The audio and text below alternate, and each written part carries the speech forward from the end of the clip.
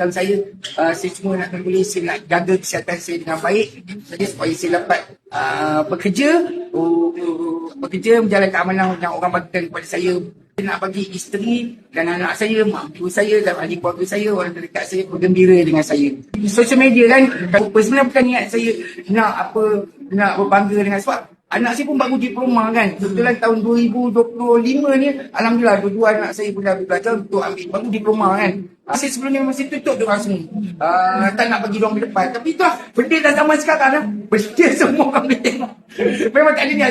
Saya cukup takut pasal antara benda yang saya nak bagi anak saya. Kalau saya nak bagi anak saya tak dapat tempian daripada saya. Biar diorang bebas macam orang lain. Itu je. Apabila saya risau, saya taklah bagus mana. Jadi saya tak nak anak saya dekat luar kena orang kata mereka ke, orang peling mereka ke. Benda tu yang saya pun takut. Daripada diorang sekolah rendah, sampailah sekolah menengah, sampailah diorang belajar. Memang saya bukan saya ke depan lah. Tapi saya tak nak orang kata tak nak beria lah.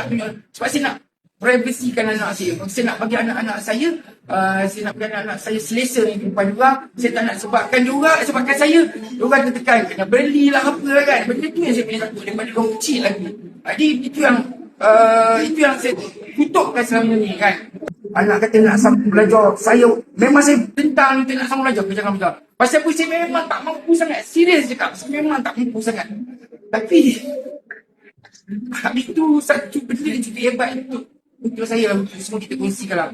Rezeki seorang anak ni memang dah tertulis lah. Saya tahan anak saya nak pergi belajar.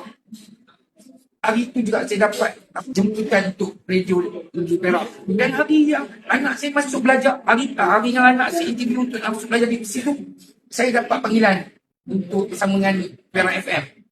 Hari anak saya masuk belajar, hari pertama saya bersiaran di Perak FM. Itu benda yang saya rasa inilah pada semua, jangan takutlah dengan kehidupan. Yang penting kita sabar, kita redha dan kita syukurlah. Kerana dah memang tertulis rezeki untuk anak-anak kita. Itu orang kata rezeki anak Allah Ta'ala kan, rezeki keluarga. Itulah, jangan takut, doa saya memang itu satu benda yang keajaiban yang Allah tunjuk untuk saya. Itulah, itu yang paling penting untuk sampai kat sini.